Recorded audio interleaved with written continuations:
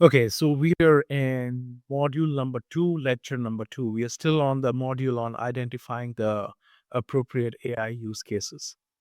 So, here we will tackle the critical challenge of identifying the right AI use cases. So, the biggest mistake leaders make is not failing at AI, it's choosing AI when it was not the appropriate solution in the first place.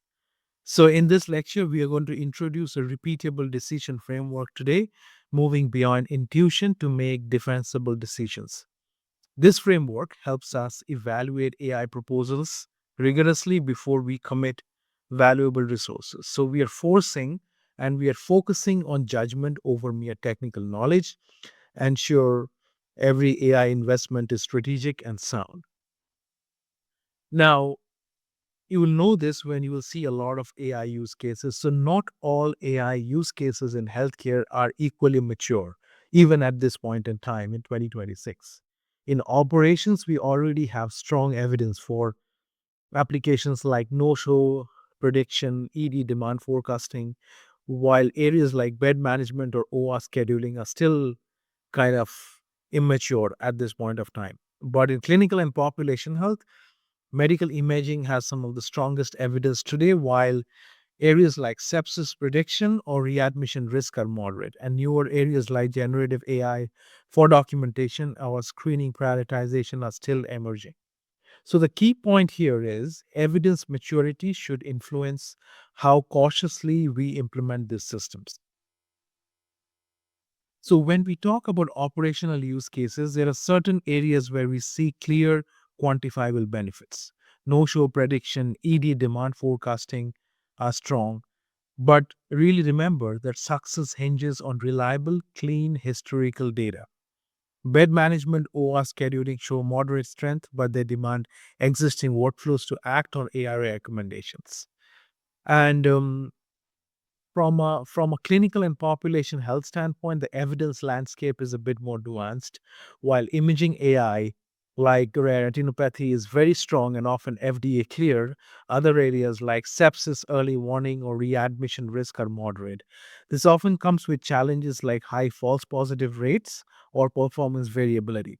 So, emerging areas like colorectal screening and Gen AI documentation are still early and being used and adopted with significant equity considerations and evolving governance. Remember, FDA clearance is a regulatory threshold, not a guarantee of local performance in your specific setting. We need to be vigilant about how these models perform in our unique environments or settings. This leads us directly to the critical red flags we must consider. So, before we even think about approving an AI initiative, we must run it through this red flag checklist, the one that you see here in the slide. So, if an initiative is driven by board pressure, lacks a defined problem, or has unresolved underlying process issues, that's a major red flag and a concern.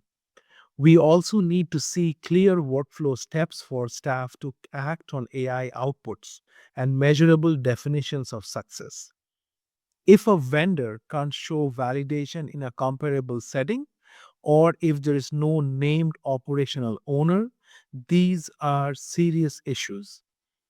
So, in this checklist, what you're seeing here, if you can check three or more of these boxes, then the recommendation is do not approve the initiative. Address those gaps first.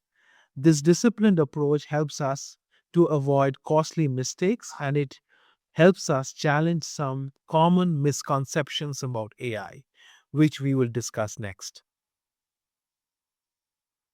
So, we often encounter dangerous beliefs that lead to bad decisions in AI. Let's debunk a few. So, the myth that AI will fix our data problems is just that, a myth.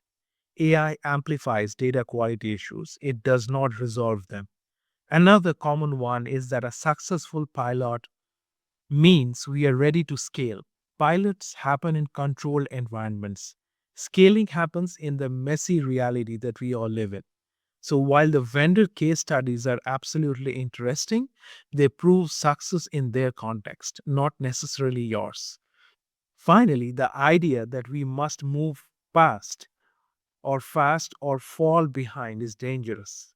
Moving fast into a poorly governed AI initiative is the greater risk. Bad beliefs lead to bad use case decision, and we need to challenge them head on. Now, we are going to apply this thinking to our real world use cases. Okay, so first we are going to talk about case track number A, which is our scheduling AI system. So the problem diagnostic reveals this is a partially a process problem, which needs to be documented before we layer on AI. Looking at gate 1 data, the scheduling data exists, but it's incomplete for a merged clinic. So that's a conditional pass. For gate number 2 outcome, no show reduction is measurable, but capacity utilization is a better metric, so it needs refinement. Number 3, which is gate 3, workflow fails entirely. There is no defined workflow for acting on AI predictions. Who calls the patient? So the leader's verdict here in this use case is clear. This case is not ready to be approved because two gates fail or are conditionally being approved. So we must address these specific gaps before re-evaluating this use case. This framework application reveals hidden risks before we even commit to any budget or other resources. Whereas if we look to our example number B, which is track B, focusing on an AI for patient screening. This case highlights how the framework helps us identify the critical gaps early, preventing wasted resources on a premature pilot. The problem diagnostic suggests a plausible capacity issue, but our three gates reveal significant hurdles. Specifically, gate number 1, it shows incomplete SDOH, which is social determinants of health data. Gate number 3, which indicates a complete failure in workflow readiness due to a lack of formal agreements with the primary care partner. So this is not a no, but it is a not yet, leading to a discovery phase instead of a full pilot. So this kind of structured approach ensures we are investing money and the resources and the time very wisely, moving us to our next step, a practical tool for your daily work. So this is a capstone artifact, your personal AI decision checklist. And I'm going to add a template to this to the Udemy course as well.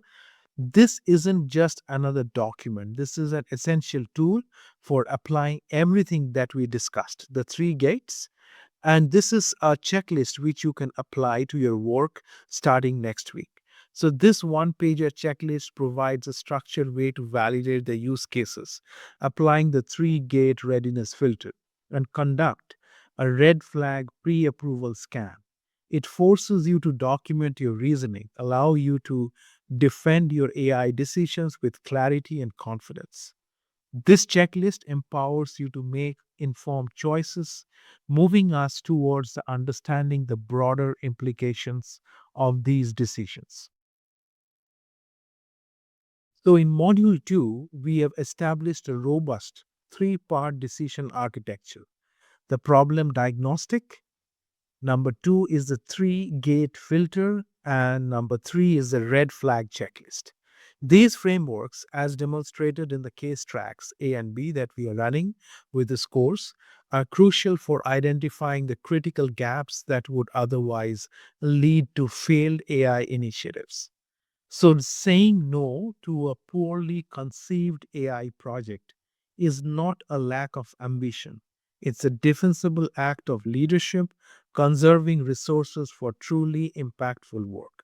Now that you are equipped to decide when AI is the right approach, we are going to shift our focus in module number 3 to the who, selecting the right vendor and critically evaluating their claims.